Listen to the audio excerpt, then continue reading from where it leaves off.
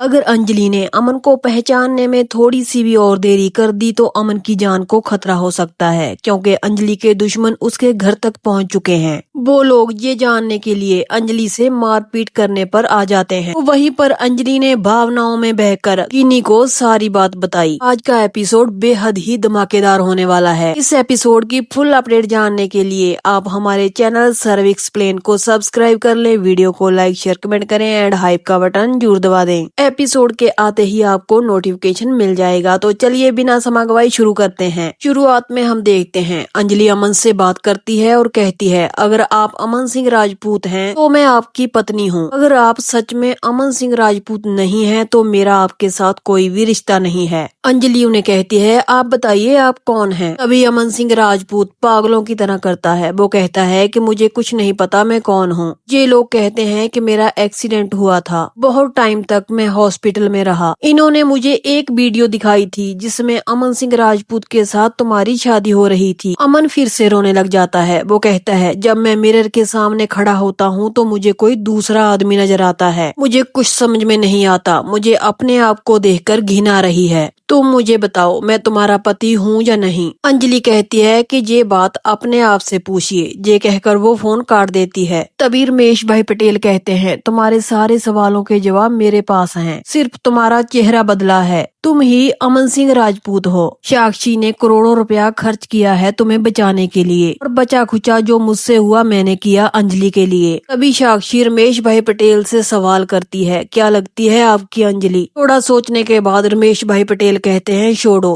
तुम ये बताओ कि तुमने अमन के लिए इतना सब कुछ क्यों किया? साक्षी कहती है, छोड़िए ना, खाने का वक्त हो चुका है और अमन की दवाइयों का भी। वो वहाँ से जाने लगती है। तभी अमन उसे कहता है कि तुम मुझसे बहुत प्यार करती हो ना? साक्षी कहती है, हाँ मैं प्यार करती हूँ, मगर इस दुनिया में सबसे ज्यादा जो तुमसे प्यार करता है मैं 7 समुंदर पार करके उसे लौटाने आई हूँ। साक्षी ये कहकर वहाँ से चले जाती है। तभी रमेश भाई पटेल को युवराज सिंह का फोन आता है। रमेश भाई पटेल कहते हैं कि मुझे पता था तुम्हारा फोन तो आएगा ही, तुम्हारा क्या, तुम्हारे तो बाप का भी आएगा। युवराज सिंह कहता है, थोड़ा तमीज से। रमेश भाई पटेल कहते हैं, तमीज से बात, वो भी तुमसे? कुछ लोग तमीज और तहजीब के काबिल नहीं होते, उन लोगों से बात उसी भाषा में की जाती है जो भाषा वो समझते हैं। तुम ये बताओ कि तुमने फोन क्यों किया? बेशर्म युवराज सिंह कहता है, तुम मुझे ये बताओ कि वो कौन था जो तुम्हारे साथ बस्ती में गया था? रमेश भाई पटेल कहते हैं कि जिंदगी में धैर्य की बहुत कीमत होती है, धीरे धीरे तुम्हें भी पता चल जाएगा कि मैं किसको लेकर गया था। मेरा तुमसे वादा है, तुम जब उसे देख लोगे तो तुम्हारे होश उड़ जाएंगे। युवराज सिंह कहता है, क्यों, वो भगवान है? तुम मुझे बस ये बताओ कि वो कौन था। रमेश भाई पटेल फिर से उसे कुछ नहीं बताते। वो कहते हैं, मैंने कहा ना कि तुम थोड़ा धैर्य रखो, तुम अपने आप को बड़ा चालाक समझते हो। तुम्हें शायद पता नहीं कि तुम्हारा पाला रमेश भाई पटेल से पड़ा है। ये जो तुमने टुच्चे जासूस छोड़ रखे हैं ना हमारे पीछे, मैं सब जानता हूँ। मगर युवराज सिंह पागलों की तरह एक ही बात किए जा रहा था। वो फिर से कहता है, आप मुझे बताएंगे कि वो कौन था? रमेश भाई फिर भी उसके पल्ले में कोई बात नहीं डालते। वो कहते हैं कि पूरी दुनिया इसी खोज में लगी हुई है, वो कौन है, मैं कौन हूँ, संसार क्या है। लेकिन मैं तुम्हें एक चीज बता दूं, वो जो है वो इस वक्त नहीं है, और जो वो इस वक्त है वो नहीं है। युवराज सिंह रमेश भाई पटेल की बातें सुनकर पूरी तरह पागल हो जाता है। वो कहता है कि तुम्हारे दिमाग का नट ढीला हुआ है क्या? मैं तुमसे ये पूछ रहा हूँ कि कौन था वो, और तुम पता नहीं क्या क्या बोल रहे हो। आखिर मतलब क्या है इसका? रमेश भाई पटेल फिर से कहते हैं, मतलब निकाल लो, तुम्हारे पास बहुत वक्त है, बाद में बात करेंगे, जय द्वारकाधीश। ये कहकर रमेश भाई पटेल फोन काट देते हैं। वहाँ पर महक कहती है, युवराज क्या हुआ, क्या बोला उन्होंने? युवराज सिंह का गुस्सा 7वें आसमान तक चढ़ जाता है। वो कहता है कि मेरे साथ मुहावरे खेल रहा है। एक बात तो क्लियर है महक, जो उसके साथ आया है वो बहुत खास है। एक बार पता चल जाए कि वो कौन है, उनकी सारी कुंडलियां मेरे हाथ में आ जाएंगी। उन्हें पता चल जाएगा कि ये युवराज सच में जमराज है। तो फिर क्या, अगली सुबह होते ही युवराज सिंह, भजन सिंह और अभय सिंह के साथ बस्ती में अंजलि के घर पहुंच जाता है। अभय सिंह अंजलि से जाते ही कहता है, बिना वक्त गवाए मैं तुमसे पूछता हूँ कि कल यहाँ पर कौन आया था तुमसे मिलने? अंजलि उसको कहती है, आप कौन होते हो ये सब पूछने वाले? अभय सिंह कहता है, मैं वो हूँ जिससे शादी करने के लिए तुम मंडप में खड़ी थी। अंजलि कहती है, आपने बिल्कुल सही कहा, खड़ी तो मैं थी मगर शादी की नहीं। ऐसे किसी इंसान के साथ मैं शादी करने की सोच भी नहीं सकती जिसकी मेरे साथ कोई शादी करने की औकात न हो।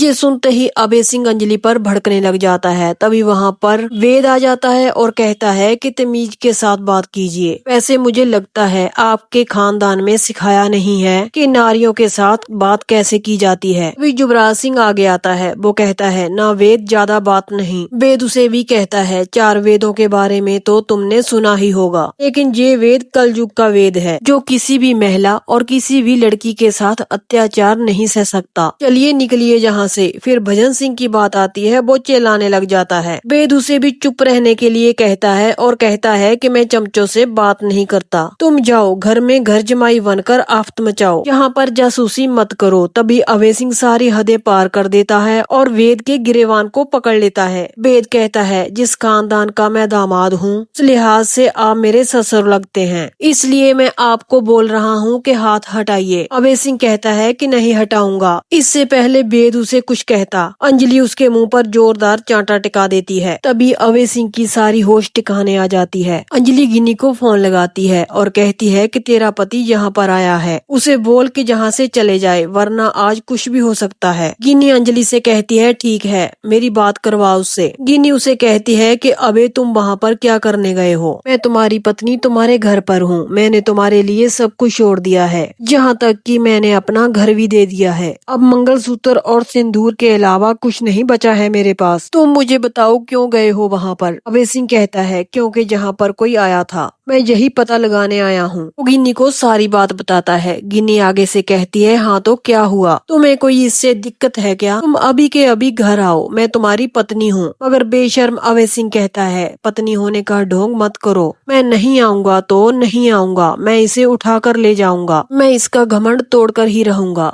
ये कहकर अभय सिंह फोन काट देता है और वो उसके बाद इतनी नीच हरकत करता है। वो अंजलि का हाथ पकड़ लेता है और कहता है कि चलो मेरे साथ। अंजलि फिर से उसे चांटे पे चांटा लगाती है। उसकी हमायत के लिए युवराज सिंह आगे आता है, मगर चट्टान की तरह वेद उसके आगे खड़ा हो जाता है और अंजलि को कहता है आप रुक जाइए, इन लोगों को तो मैं ही संभाल लूंगा। तभी वेद युवराज सिंह और भजन सिंह का मार मार कर इतना बुरा हाल करता है कि उनकी होश ठिकाने आ जाती है। पास पड़ी साइकिल उठाता है और वेद उनके मारने जाता है। तभी उसके सामने अंजलि आ जाती है। ये वास्ता देती है कि ये मेरी बहन का पति है और युवराज सिंह मेरी ननद का पति है, जाने दो इनको। साथ ही अंजलि उनको वार्निंग देती है और कहती है कि आखिरी बार छोड़ रहे हैं, चलो अब निकलो जहाँ से। मगर युवराज सिंह इतनी मार खाकर भी बाज नहीं आता। वो कहता है कि तुम्हें तो मैं वेद देख लूंगा। ये कहकर वो लोग वहाँ से चले जाते हैं। तभी अंजलि को गिन्नी का फोन आता है। वो कहती है कि मेरा पति कहाँ है? अंजलि कहती है कि उसे भेज दिया है, मारा सुहाग है इसीलिए छोड़ दिया, वरना आज वो बच नहीं पाता। तू मेरी बात समझ रही है ना? मैं इसीलिए बोल रही हूँ कि अपने पति को समझा। गिन्नी कहती है हाँ समझा दूंगी। वैसे अंजलि कौन आया था तुम्हारे पास? मुझे सच सच बता, देख तुझे अमन की सौगंध है। अंजलि मजबूर हो जाती है। वो कहती है कि तू किसी को बताएगी तो नहीं? गिन्नी कहती है मैं सच कह रही हूँ कि किसी को नहीं बताऊंगी। अंजलि कहती है ये तू कसम खाकर बोल। गिन्नी कहती है कसम खाकर कहती हूँ मैं किसी को नहीं बताऊंगी। अंजलि कहती है अमन सिंह राजपूत आए थे। ये सुनकर गिन्नी के होश उड़ जाते हैं। वो अंजलि से कहती है ये क्या बोल रही है तू? अंजलि कहती है मैं सच बोल रही हूँ, पर तू ये बात किसी को मत बोलना। गिन्नी कहती है अमन जिंदा है? अंजलि कहती है सच बोलूं तो ये मुझे भी नहीं पता वो अमन जी है भी या नहीं, ना तो उनकी उनके साथ सूरत मिलती है और ना ही आवाज। अंजलि गिन्नी को पूरी की पूरी बात बता देती है। गिन्नी कहती है मत रो अंजलि, तुम्हारी आंखों में आंसू शोभा नहीं देते। अंजलि कहती है लेकिन क्यों, मैं भी तो एक औरत हूँ, मुझसे अब और सहा नहीं जा रहा, बहुत ही मुसीबत में हूँ मैं अभी भी विधवा की पोशाक में हूँ। वो लोग मुझे बार बार कह रहे हैं मंगलसूत्र पहनने के लिए, मांग में सिंदूर भरने के लिए। मुझे नहीं पता मैं उस इंसान को अपना क्यों नहीं पा रही। मुझे नहीं लगता कि वो मेरे अमन जी हैं। मैंने उनसे कहा है कि आपको अग्नि परीक्षा देनी होगी, हर एक पल का सबूत पेश करना होगा उन्हें, फिर ही साबित होगा कि वो ही अमन सिंह राजपूत है। ये कहकर अंजलि फोन काट देती है और फूट फूट कर रोने लग जाती है। तो वहाँ पर रमेश भाई पटेल अमन को संभालने की कोशिश करते हैं। अमन उनसे सवाल करता है कि मेरे पिताजी कौन हैं? रमेश भाई पटेल कहते हैं कि राघव सिंह राजपूत तुम्हारे पिता हैं। वो उनकी अमन को तस्वीर दिखाते हैं। अमन तस्वीर देखकर बेहद खुश होता है। धीरे धीरे करके अमन सारी फैमिली वालों को